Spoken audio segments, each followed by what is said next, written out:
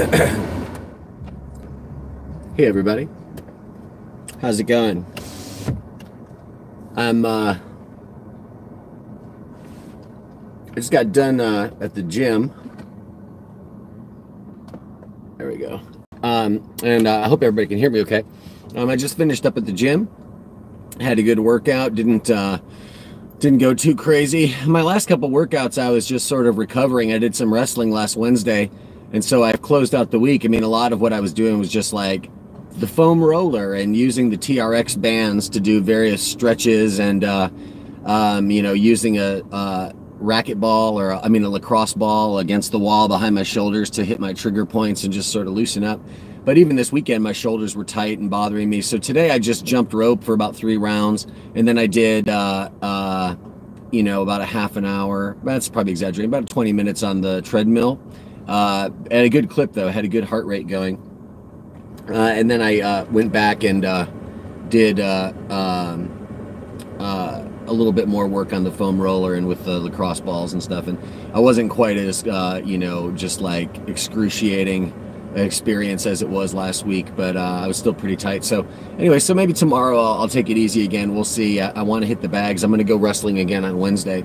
So this is a new thing I'm doing up at Legion Jiu-Jitsu up in Hendersonville. It's basically the same location as the UFC gym, and it's basically a sort of fighting team that's sort of split off from the UFC gym. And so for me to continue with actual martial arts training and still have access to the resources like the bag cages and the you know, weightlifting equipment and the mats and stuff at the UFC gym, my membership was transferred. So now I'm actually going to Legion Jiu-Jitsu, which is associated with another Legion Jiu-Jitsu check mats program down in Murfreesboro. And check mat, I think, is primarily geared toward like kids and teenagers or something. It's a little play on chess, in case you didn't get that. Checkmat jiu-jitsu, you know, organization. So it's all a little weird. All I know is that now, you know, basically nothing changed that much for me. I still go to the same place and mostly do the same stuff. But once they had this wrestling available, I started doing that, because that's been something I've been really even more interested in than jiu-jitsu, frankly. Just like the few times I've done much wrestling in MMA training, I've realized that, man, oh man, what a great workout that is. And boy, oh boy, this is like the missing link, you know what I mean? I think there's, you know, a lot of people who focus on jiu-jitsu, or a lot of people who focus on striking, but really that wrestling thing is going to be what makes the difference, you know, what really makes the difference in either of those things in terms of an MMA fight, and probably in terms of a real fight. But anyway, enough about fighting. I really want to talk about winning. I want to talk about my recent sort of goal reaching on the Steemit platform, where I now have 200 followers. I joined Steemit at the end of 2017. Man, I want to say it was December. I don't think it was before then. So I think it was like sometime in December I discovered Steemit. And up to that point, I'd kind of been ignoring Facebook just because I was so sick of just the sort of toxic interactions that I felt Facebook was guilty of.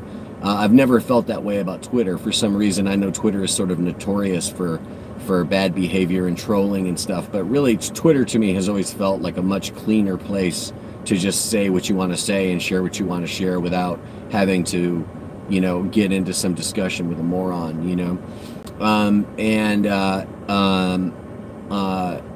Facebook's always been really bad for that. So I was kind of already ignoring Facebook. And the thing about Steemit is, once you're on a platform where you're sharing your music and your blog posts and your, you know, writing projects and all the kind of things I normally share on a site like Facebook, once you start doing that on Steemit and people start rewarding you with an actual cryptocurrency that has a monetary value, it's really hard to go back to a site like Facebook and bother sharing anything on that platform, because you know, Facebook, you know, has always been a site that sort of is screwing its audience and screwing its content creators at the same time. I hate that phrase, content creator, but just for brevity, let's get back to that. And Steemit is a site that actually does the opposite. You know, the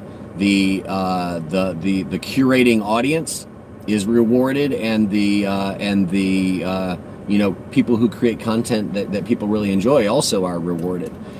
So that's about all I want to say about the Steemit platform. I'm primarily trying to address the people who already know what Steemit is.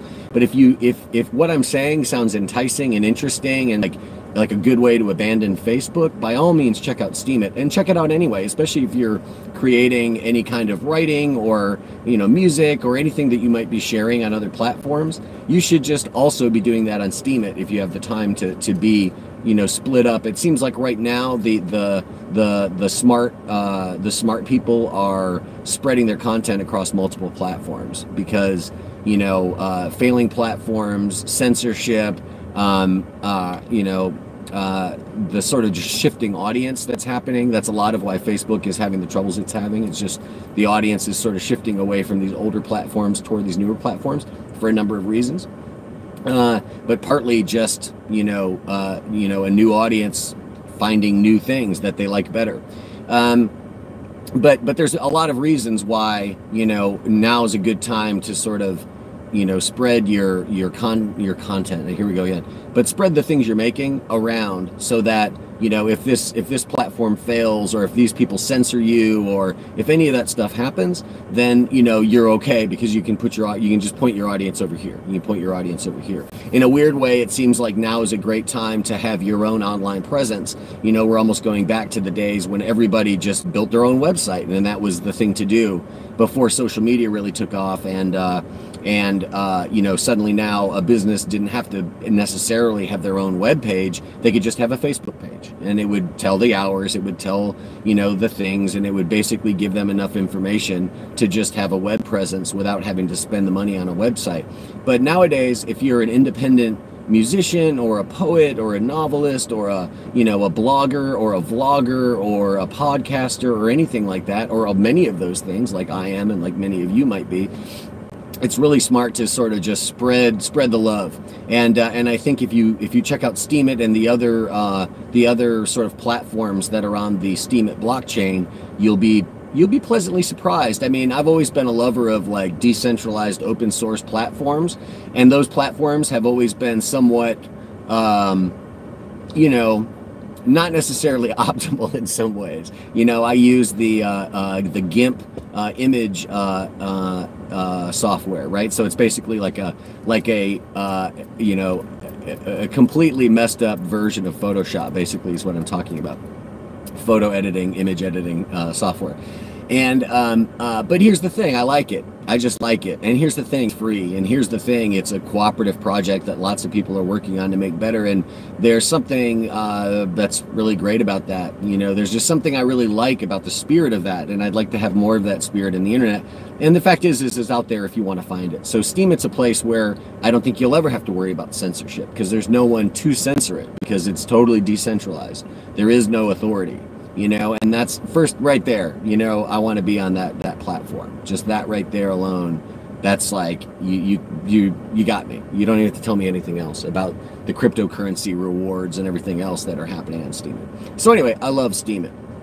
And since I joined back in December, I've wanted to, you know, make a lot of progress there, and I've been able to make, you know, a very good amount of progress. I'm very happy with what's gone down on Steemit for me. It's been challenging in some ways. It's also been, you know, surprisingly rewarding at sometimes too. So it's a nice combination of things, and it makes me feel like, hey, putting a couple months into developing a presence on Steemit has been a very smart thing to do, and I'm very happy to have done it. And you know, the big secret is no secret at all. The truth is, you know, having a large audience following you on the platform is seemingly the best way to, you know, make sure your content is getting seen, make sure it's getting rewarded, make sure that you have, you know, a sustainable model so that you can actually put your time and energy into writing, you know, blog posts and, you know, making videos and podcasts and all these things that we just have been talking about. You know, a site like Steemit, you know, in theory can be an income to pay you for that, stuff that you're creating, which is the reason why people go to the platform. You know what I mean? So you should be rewarded. You're creating that audience that's on the platform through the good works you're doing. You know, I'm a lapsed Catholic, so I like to talk of the good works. But you know, it seems to be, in my looking at, how people, get rewarded on Steemit. One of the biggest things that I always see is when I see somebody who's got a post that's, got tons of upvotes on it. It almost always correlates. It's not necessarily causation, but there's a huge correlation in my independent examination of the website over these months, that the people who get lots of votes are also the people who have lots of followers, right? It seems kind of like a no-brainer, and there's more to it than that, but that's a lot of it. So finding myself now at a place where a few months in, I've got 200 followers.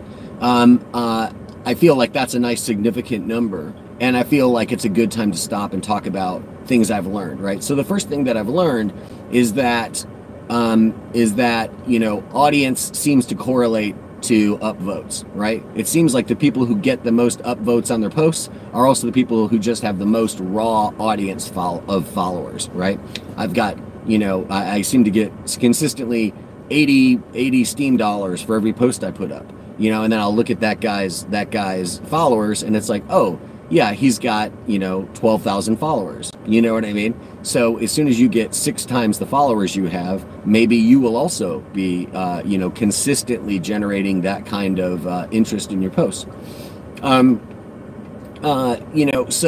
with that in mind, there's questions that you should be asking, I think. Questions I've been asking anyway. Let me just talk about myself. Questions I've been asking about how you do this. And, I think one of the first ways, of course, is, you create stuff that people like and want, and it's a bit of a chicken egg thing, because, if you're making really great content, but nobody's seeing it, how, you won't even know if it's good content or not, because nobody's finding it, right?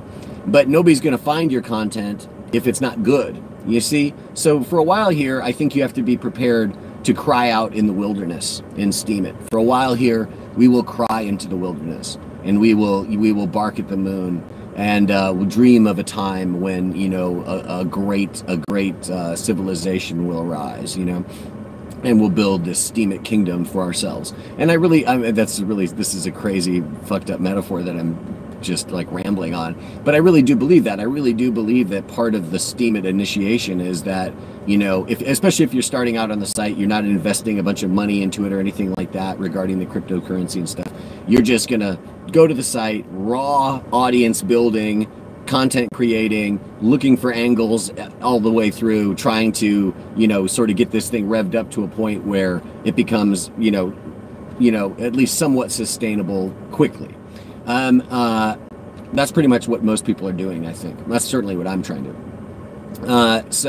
So I think, you gotta have, good content that you created. And luckily, having created music and all this stuff over the years, I have tons of stuff that I've been able just to share, right? So that might be one tip, is like, if you do have, if you've written a book, if you've got 3 albums that you've already made, if you've got, 4 independent short documentaries that you've already created, whatever you already have, if there's a way to sort of, represent that to the Steemit community, if it's good stuff, definitely do that. Don't kill yourself making new stuff for Steemit right away. Maybe up front, spend all your time just slowly but surely, consistently, 2 times a week, 3 times a week, maybe, posting just old stuff you've got, you don't even have to talk about this is an old song. You just say, hey, here's my song, blah, blah, blah, and then, maybe you create a conversation around that, and people ask you questions and say, hey, when was this recorded? And were you guys in Indiana ever? Because this sounds familiar to me, and I think I saw you in a bar. You might create a conversation around it that can turn into, a whole comment, thread, on Steemit, they're called replies, right? So everybody's just replying to one another. So that would be, one way that you could talk about that stuff. Or if you really want to, you could tell the story and say, hey, here's the third song off my second album. I've done that on stuff that I've posted, and it's just like you're introducing this stuff to the audience, even though it might be older. If it's new to Steemit, in some ways it's new, so don't be afraid to repurpose stuff. That said, Steemit does seem to like when you make stuff especially for Steemit, you know, so there's that too. But it certainly seems to be no sin to share, you know, content that you've already posted elsewhere. There's no shame in it, and I don't think anybody's going to flag you over doing that. You know, you're probably just fine. And I think when you're first starting on Steemit, in some ways that's the quickest, best way to just get a presence on the site. You know, I think that's like the first hump to overcome. The other thing, of course, too, I should say this, is one of the most popular trending hashtags on Steemit is always hashtag introduce yourself. You'll notice that when I post this video, it's on hashtag introduce yourself, because when you first come to Steemit, people want you to hashtag introduce yourself. And you should look into that if you're new to Steemit. Look into that if you haven't already done it. And there's some like particulars about it. There's ways that people like you to do it, including posting an original photo of yourself, or including links to your presence online at other platforms and websites. Basically, they just want to verify that you are who you say you are, because this is a site where you're going to be credited for the work that you're sharing, you know what I mean? And you're going to be credited for your ability to curate interesting stuff on the site, you know, so people want to know that you're who you claim to be. And there's a lot of that sort of identity checking on Steemit, in a good way, in a positive way. It's never intrusive or anything like that. Strictly voluntary.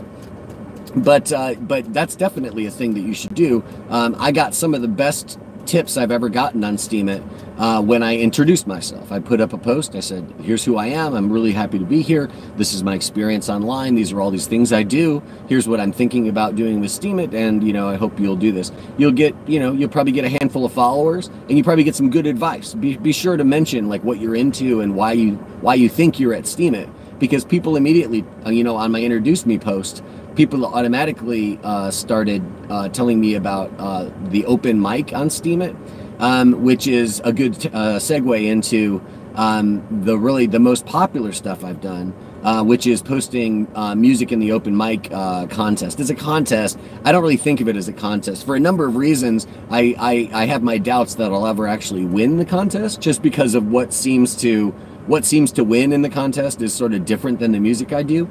But that said, it's put me in front of a whole community of Steam musicians and a whole bunch of judges in front of this contest who have all been very positive, and I've done very well with my music on Steemit. I've gotten, you know, many times where I've been the trending, you know, top singer-songwriter on the open mic, you know, section, the trending open mic, you know, rundown. More than once I've been at the top of the trends, and I've gotten, you know, honorable mentions in the contest and things like that. So for me, it's not even necessarily about can I win the contest. It's just about, you know, I got, you know, 400 people upvoted me on the second to last song that I posted, you know, and I got a nice payout from that as well, right? So that's been, you know, by far the best, you know, sort of reception that I've gotten for the content I've created on Steemit. And even more importantly, it's definitely been probably the biggest engine behind my followers, right? So my followers always consistently go up when I post a song that does well, you know, and it seems very obvious that what's going on is people are discovering my song, they're upvoting it, they may be replying, and they're also following me, right? So it's definitely a thing where I've watched that number surge to 200, you know, say once a week when I post music. You know, almost every time I post music, that's when it surges up, you know. So that's obviously been the biggest growth behind that race to 200 for me, has been just sort of experimenting with a number of things. I've posted lots of vlogs like this, lots of times when I'm just talking to the camera. These are basically, you know, the same things that I'm posting to YouTube, essentially. I post a lot of film reviews in the same format. I'm a professional film critic in Nashville, Tennessee. I write a column every week for a newspaper called The Contributor. I'm actually getting ready to go to the Nashville Film Festival in a few weeks, and maybe I'll be doing some reporting on that just right here on Steemit, maybe on DTube and on YouTube as well. But I've posted stuff like that. I've posted stuff like this where I'm just talking about Steemit and my experience on Steemit. I've posted lots of videos of me, performing live music. I've posted lots of blog posts. I have a blog that I've been posting to since 2004 called Insomnia. That's on my own website, joenolan.com/blog. And I've been, sharing that blog to Facebook and Twitter for years. But now mostly I only share it here and I share it on Twitter.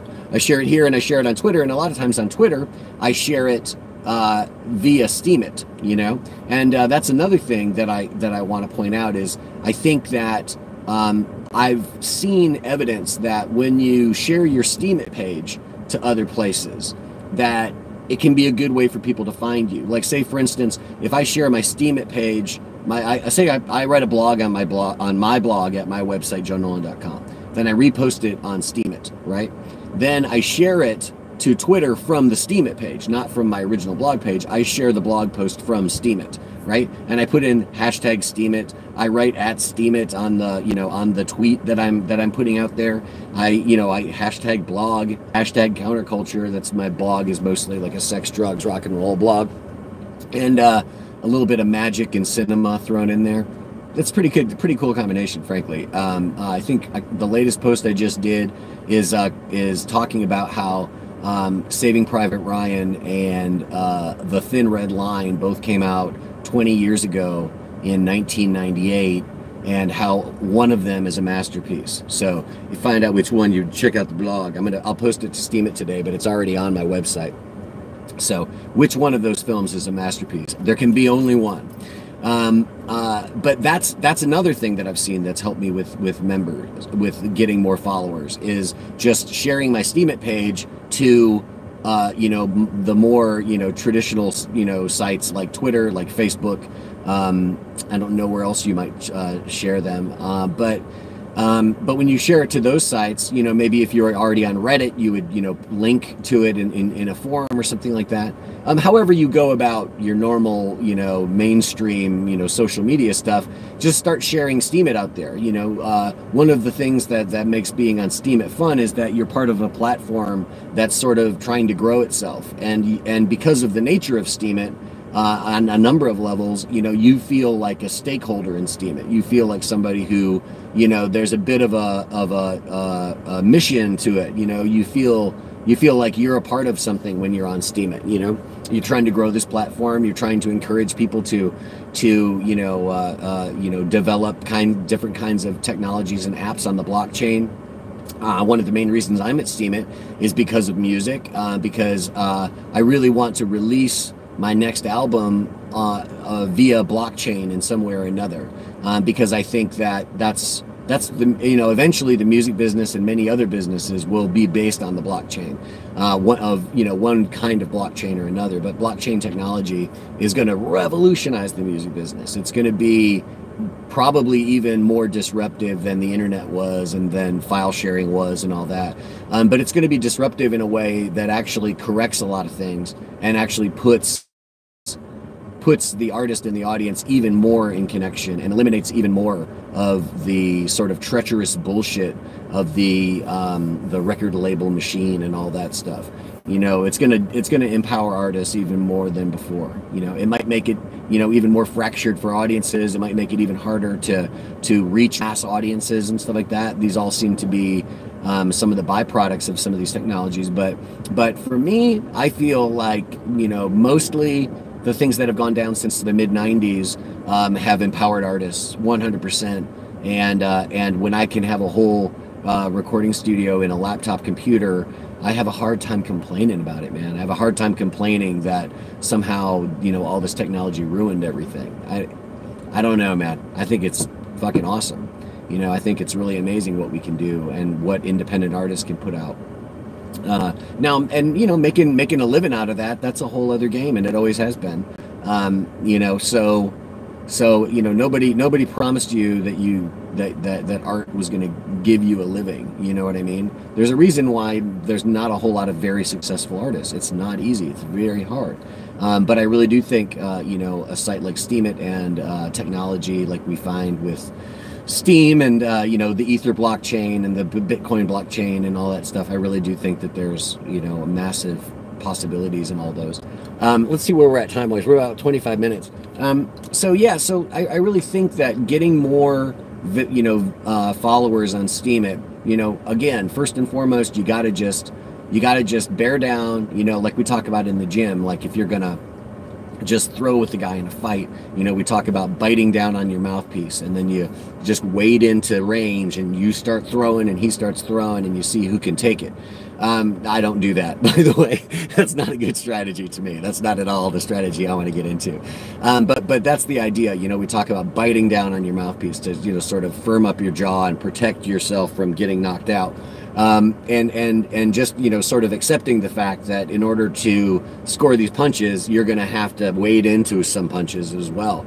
And I think with Steemit, it's a bit that way. You know, of course, you're not wading into punches. You're wading out into sort of a yawning, screaming silence, you know, that happens when you post the most amazing video ever to DTube on the Steemit blockchain and nobody likes it, you know, or you post the best blog post you've ever written, the most in-depth, long-form blog post that anyone's ever conceived of, you know, and like, you know, you and like some moderator, you know, bot, you know, likes it, and that's it, you know, you and a bot, you know, together again. So that, but I really do think that's sort of an inevitability. I think that for the most part, people, it takes some time, you know, so make some good stuff and don't be shy about grinding it out for a minute. Okay. That's all part of it. You know, this too shall pass. This too shall pass. And while you're doing that, play around, mess around. Like I said, I've posted lots of stuff and I'm going to continue posting lots of stuff. You know, I don't think my blog post not being super popular is necessarily, you know, a death knell. You know, I feel like, oh, they'll be more popular. You know, just wait. When I have 500 viewers, they'll be a lot more popular. You know, but I got to get 500 still, and I'm not going to get 500 by not posting my blog. You know, so I'm going to keep doing it, even though I know that you know, I might be taking it on the chin again. I'm biting down. Remember to bite down, you know, so you know, be prepared to be ignored a little bit, but be sure to introduce yourself. Look that hashtag up on the Steemit and learn a little bit about what I'm talking about when I say that. And, you know, post your good content. You know, feel free to repost older content, repost your old recordings, repost your old films, repost your old podcasts. You know, if you did a whole series of podcasts that I might not have heard of, and you want to put that on D Sound, which is like the SoundCloud of the Steemit blockchain, that's a great idea. I've got a podcast that I'm archiving up there too. And again, this goes back to what I was saying at the very beginning, which is that, you know, if you've got a lot of things you've created in a lot of other places, Steemit's a great place to repurpose that, because you're going to monetize it, and you're also going to, you know, be bringing a bunch of hopefully very good content to a new space that needs that new content. And you're going to be introducing it to a whole new audience, you know, so as long as the subject isn't outrageously timely, you know, it's 100% a thing of value for you to do that. You know, there'll be lots of people who will find, oh, your podcast about this thing? Sure, that sounds cool. As long as it's not like news reports from 5 years ago, you're probably okay. And even if it was, as long as it's about an interesting subject, you know, or a subject that's become timely again, you're good to go. So, you know, use your other content that you've already created as a way to sort of, you know, get your footing and have a presence on the site, but not have to burn yourself out trying to create a bunch of new stuff just to become somebody who's got at least 50 posts, for God's sakes, you know. So use your old stuff. And then the one thing I haven't really talked about much is some etiquette rules. I do not follow everybody who follows me. You'll find on Steemit that it's not plainly obvious who has just followed you. Okay, so that's, you'll understand what I'm saying later, you know, if you check out Steemit. But because of the fact that it's not just plainly obvious, you know, you have 5 new followers and here they are. It doesn't really work that way. Because it's not plainly obvious, it's a little hard to keep up with who's following you and when they started following you. It's also a situation where just in general, I think one of the best ways to have good interaction with your followers. See, this is important for sustaining this model over time, is you have to have, it's more important to have interactive followers than it is to have lots of followers. You want to have lots of interactive followers, right? And the way that you do that is by interacting with them. And some of the best ways to do that, this is so important, I can't believe I almost glossed over this.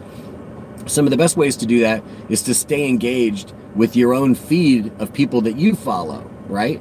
Now, here's the thing. I don't follow everyone who follows me. Partly, again, it's hard to keep up on. And second of all, somebody might be following me because they really like music and they hear me doing my music and they like the kind of music I'm doing, so they want to follow me so they can keep up with it.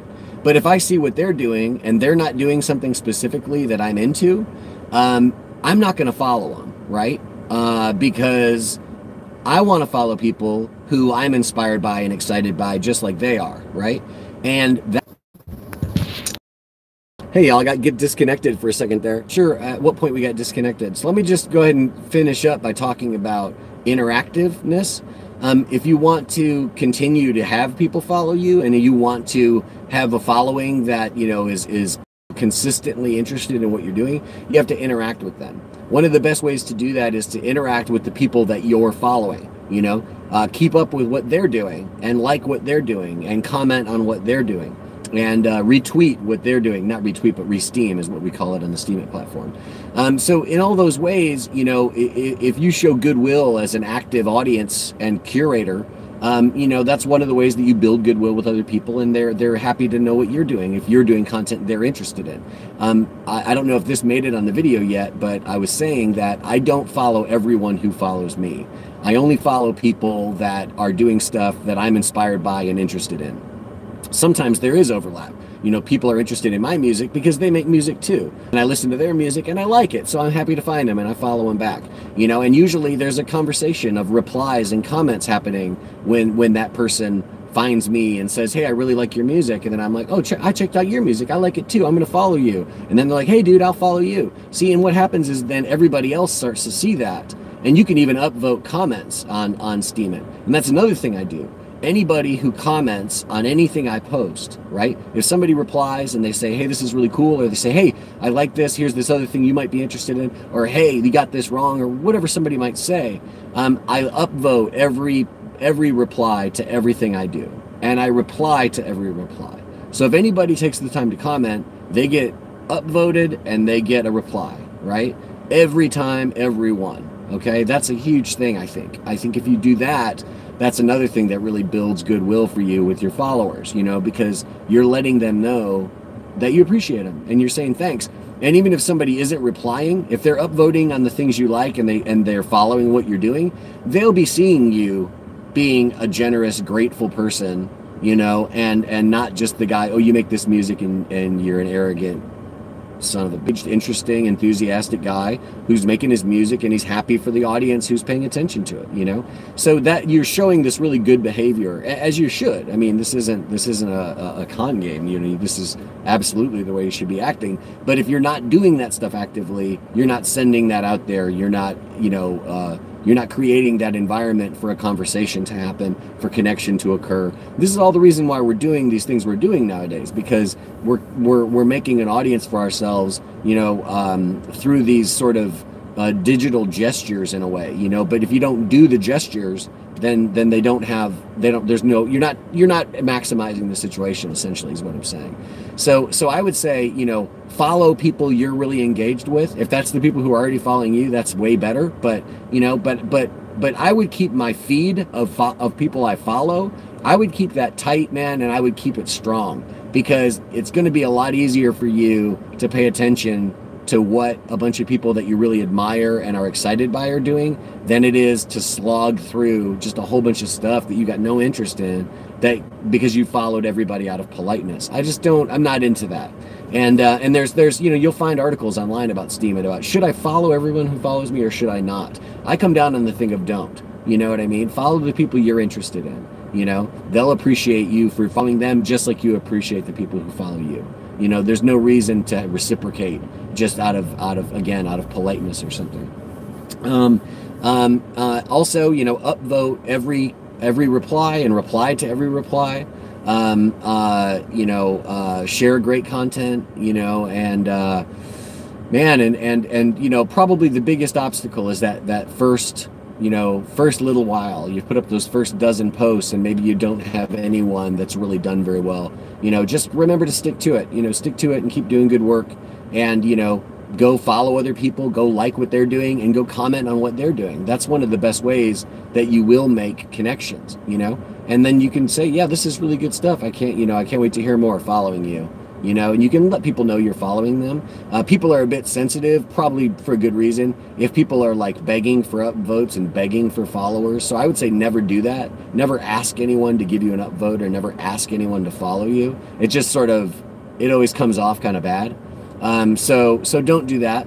But have fun with Steemit, and leave me a comment on YouTube if you want to know more about Steemit. I'll be happy to answer your questions. If you're seeing this on Steemit, let me know. Let me know, you know, like how many followers you have, and how did you get those followers? I'm sure there's a million